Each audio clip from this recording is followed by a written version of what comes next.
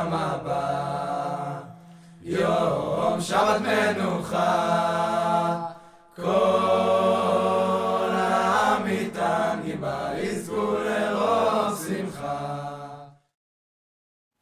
Jacob's story is a story of self-transformation. And we can see that transformation through the changing of his name. In last week's Parsha, Yaakov is given a name by his parents after he's born. VaYetze Achiv, the brother of Esav, was born. V'yado ochezet ba'akev vayikra shmo Yaakov.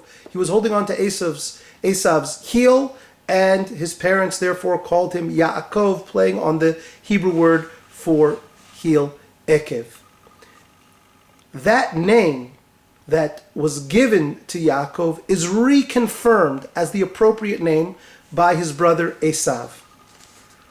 After Yaakov has tricked his brother and stolen the birthright and the blessing from him, Esav says, Hachi karashmo Yaakov. It was appropriate that his name was called Yaakov, the one who came in my heels, the one who supplanted me. V'yakveni zeh pamayim, because he's done that to me twice. So Yaakov is given a name, and that name signifies who he is, and that name is reconfirmed.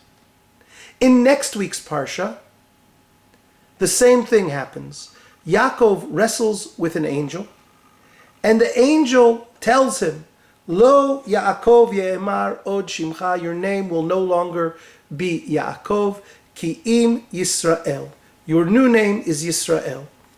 And that name, later on in next week's Parsha, is also reconfirmed, this time by none other than God.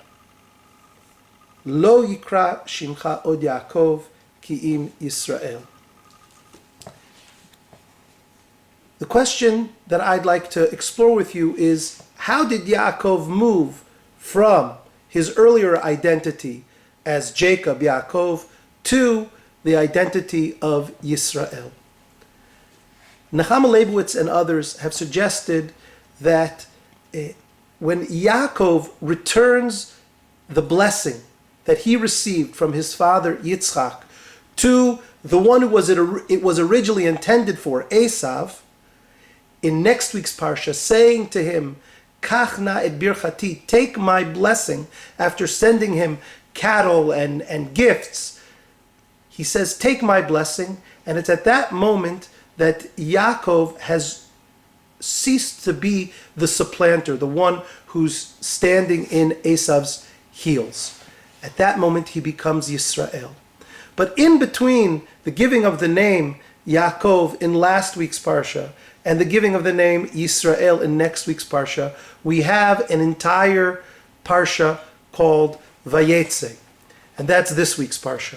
Why is Parashat VaYetze here in the middle?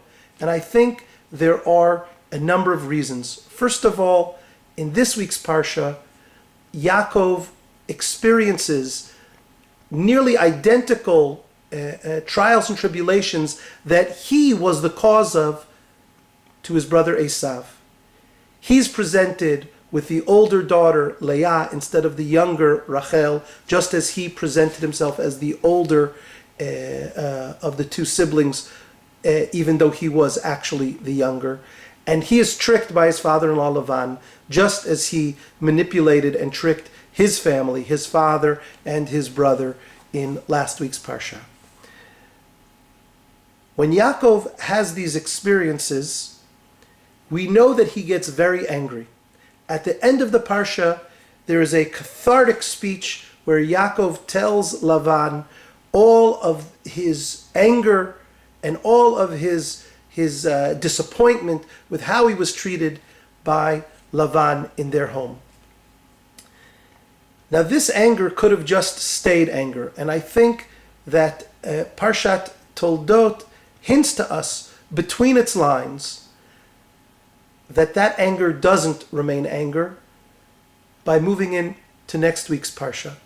We move from Parashat VaYetze with this anger into a different mode next week, where Yaakov now says to himself, I understand what I did to Esav, and I want to return the birthright. So we have to read between the lines of Parashat VaYetze that Yaakov absorbed the experiences and asked himself, have I done the same to others? And when he realized he did, he was then able to make amends.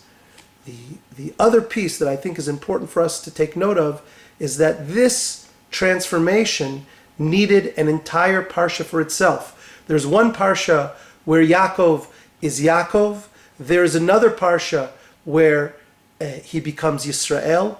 And there's an entire parsha dedicated to the transformation that Yaakov went through on his way to becoming Yisrael.